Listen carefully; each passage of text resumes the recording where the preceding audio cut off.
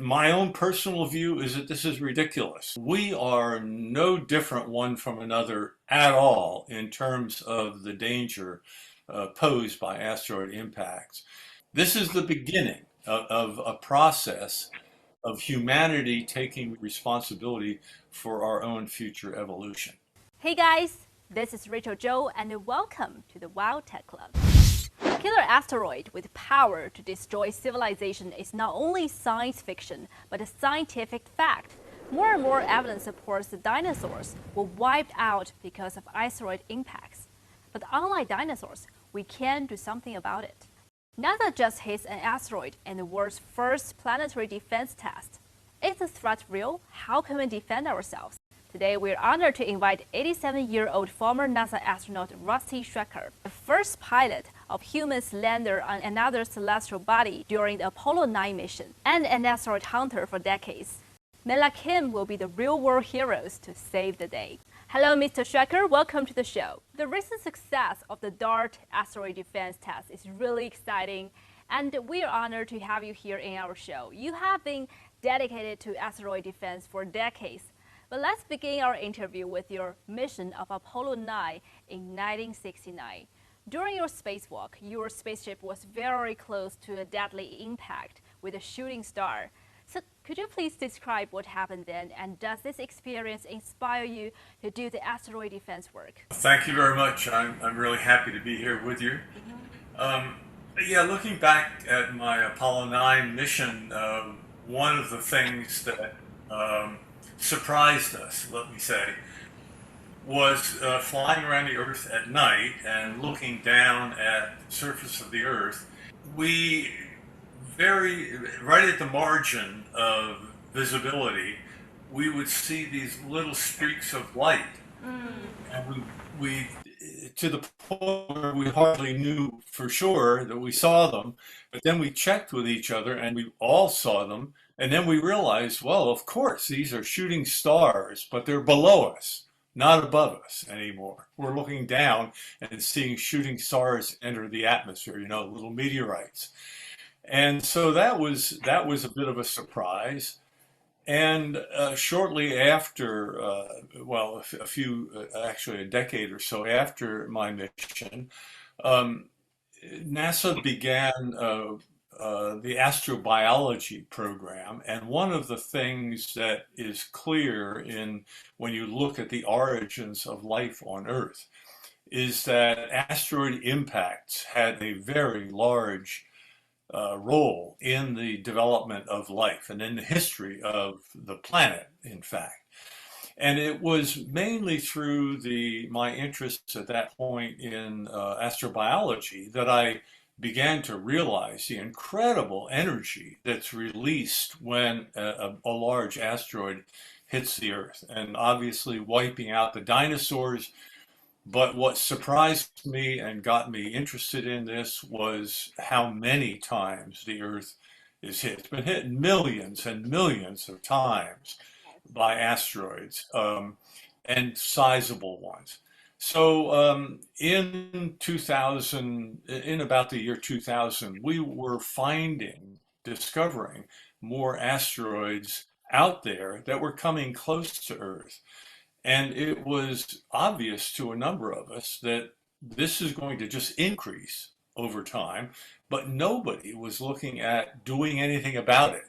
We're discovering them, but no one was doing anything to think about how can we stop this from happening, and how would we do that. So that's the history of how my interest in this developed. The valuable data collected from the impact will play a very important role in formulating the planetary defense strategy. So how is the feedbacks? The target for the mission is actually a binary asteroid. Here's the larger one in the middle, Didymos, and then Dimorphos. But here you see Dimorphos, and it goes in an orbit around Didymos. And Dimorphos takes about 12 hours to get around in this original orbit. But the spacecraft, the DART spacecraft, will impact it, or did impact it, head on. In other words, it's moving around this way, and the spacecraft hit it head on. Of course, when it hits it head on, it slows it down a little bit, and that puts it into a new orbit, a smaller orbit. Mm. And that smaller orbit is the fact that it will smaller orbit or is now in a smaller orbit. The difference between those two orbits enable us to know how powerful that impact was. And that's a very important phenomenon. We know, of course, that we could slow down an asteroid if it's headed toward the Earth, but we have to slow it down enough to miss the Earth. And so what we need to know, and the reason for doing this mission, was to really understand in detail how effective, how powerful an impact, what we call a kinetic impact of this kind is. Let's move on to DART mission. So how much effect does this impact have on the asteroid orbit change? Okay, the original, the pre-impact orbital period is about 12 hours. Actually, after the impact, we don't know yet because it hasn't been measured, but we anticipate that it will change by about 10 minutes. That is, instead of being the original orbit of almost 12 hours, it shrinks by about 10 minutes. Wow. Now, what that would do, that would mean that the change in the velocity of the target asteroid, Dimorphos, was about 7/10 of a millimeter per second. It's Wow. a very small change in the orbit, a very small change in the momentum. I mean, that's a lot of mass. It's thousands of tons on that asteroid. And even though you hit it at 14,000 miles an hour, the spacecraft is very small compared with the asteroid itself. So it only changes the speed by about 7/10, less than a millimeter per second. But the exact speed change is what we need to know because it is not only the momentum of the incoming target, the incoming spacecraft, that changes the velocity, but when it hits, all kinds of rock and dust are thrown out. It's a crater. We don't know how big a crater. We'll know that in several years when a European spacecraft gets there. But it throws out a lot of material. And as that material leaves, if it leaves and doesn't fall back due to gravity, but if it leaves and keeps going, then that's an additional push on the spacecraft. And we get about 100 tons of asteroid material coming into the Earth's atmosphere every night. Now, when they get as large as 45 meters or so, then what you're talking about is an explosion significant enough that it would destroy a city. So that's a very serious object. And one of those would occur, I mean, a 20-meter object hits the Earth with a frequency of about once every 75 to 100 years. An object 45, what we call a city killer, about 40 to 45 meters in diameter, would occur about once every 1,000 years or so. So that's what we want to be prepared for because if it gets to that size, we want to know about it ahead of time and then have enough time to launch a DART mission, the same kind of thing we did the other day, a deflection mission to prevent that impact.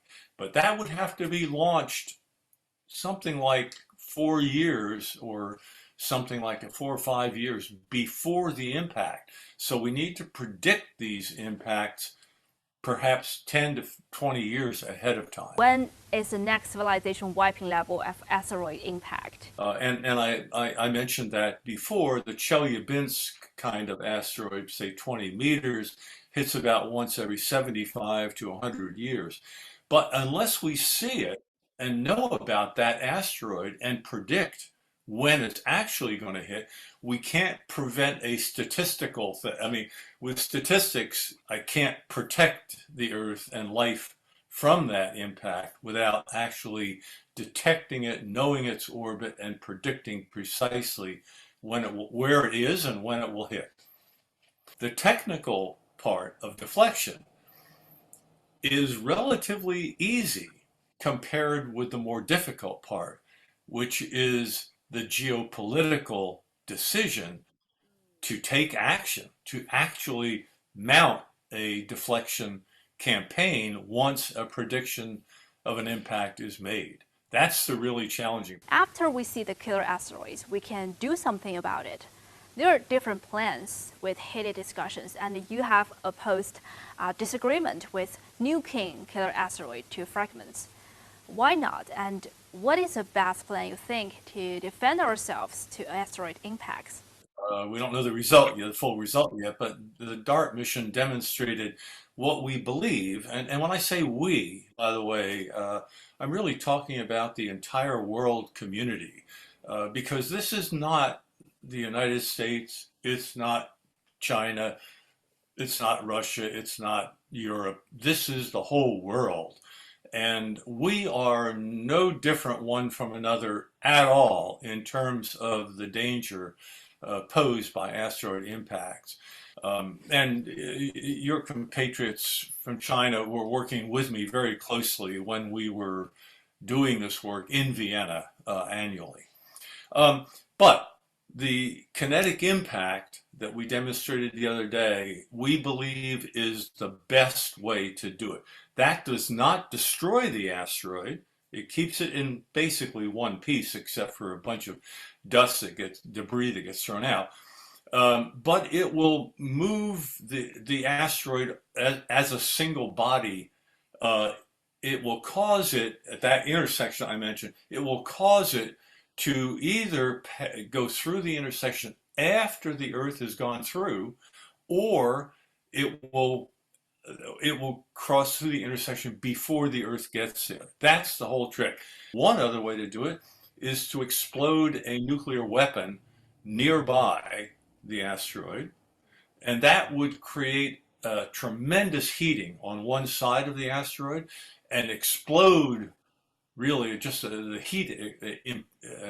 heat pulse will cause the asteroid to explode off, boil off, if you will. And that's like a jet engine that pushes the asteroid in the other direction. So that's another way to push an asteroid, again, hopefully without destroying it. But nobody wants to use nuclear weapons. I mean, none of us like the idea of having nuclear weapons, but here we are. And certainly putting weapons in space is something that internationally is a very difficult thing to do, and nobody wants to do it. The other thing to do is to actually hit the asteroid with a nuclear weapon and have it explode inside the asteroid and blow it into pieces. And the problem with that, and the reason why most of us, there are advocates for this, but most of us who have worked this problem do not like that idea, because with a large asteroid, there may be a lot of dust. These things are very, very porous. They're almost dusty. You saw the rocks on the surface of the one we just hit, but they're small. They're less than the size of the room I'm sitting in here. But inside the asteroid, there may be 8 or 10 really hard 100-meter boulders that have some real density. And those may just continue right on and create a dozen impacts on the Earth. So the problem with fragmenting an asteroid as a mechanism for avoiding a catastrophe is really not, you can't guarantee that that's going to work. Even if you blow it apart, you may have a whole bunch of things still headed toward the Earth. So what we prefer is to move it, to change its orbit so that it misses the Earth, but we don't worry about a bunch of pieces flying around and still creating a problem. Yes, our current technologies are sufficient to do the job, let me just say, certainly with the most probable impacts, okay? There is no current technology that would prevent the kind of impact that wiped out the dinosaurs 66 million years ago. That object was something like 10 kilometers in diameter, and there is no technology that would handle that.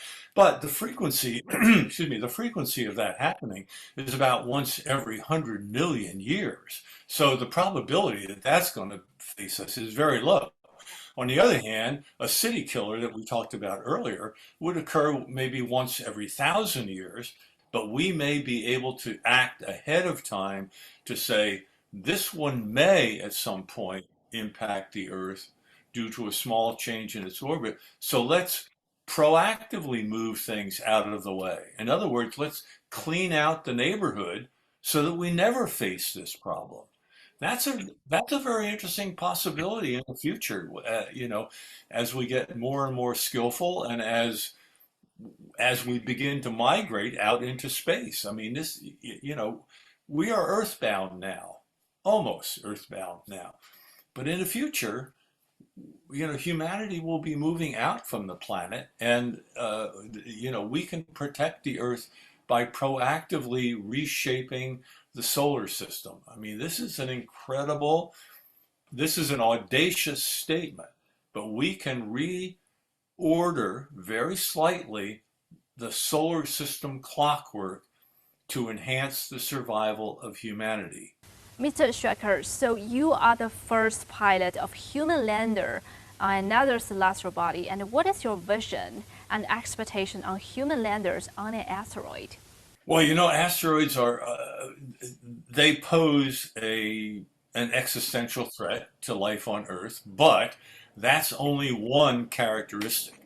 They're fascinating objects scientifically. They have been around since the formation of the solar system. So from a scientific point of view, being able to study asteroids gives us a lot of understanding about how the Earth formed and how life came to be. In addition, they have resources. They have a lot of water, for example. They have minerals on them. They have metals that can be used in space. They also detect proteins on asteroids, and that is something. The proteins, carbohydrates, and some amino acids and things, which have been found on asteroids or in meteorites, is probably the reason that we have life on the planet now. In all likelihood, the carbohydrates and proteins and amino acids originally were brought to the surface of the Earth from asteroid and comet impacts early in the solar system. But as humanity in the future moves further and further out into space, we will need a lot of water. I mean, just to be simple about it, water is the most useful thing you can think of. And asteroids have a lot of water. But to carry a pound of water or a kilogram of water from the surface of the Earth up into space, it's extremely expensive. So much better that we find the resources which will allow the growth of humanity into space, cosmic life, that'll allow us to move outward by using the resources that are already in space. That's much less, in the long run, will be much less expensive. Getting to the point to be able to do that will cost some money. But once we do that, then the cost of out of Earth into the local universe will be much less expensive. So asteroids will be in the future mined by humanity, and they're very rich ore bodies. So the threat of impacts is only one characteristic of asteroids. They're very, very interesting objects, and we're going to get very familiar with them. Asteroid defense matters to all humanity, and we have a shared future.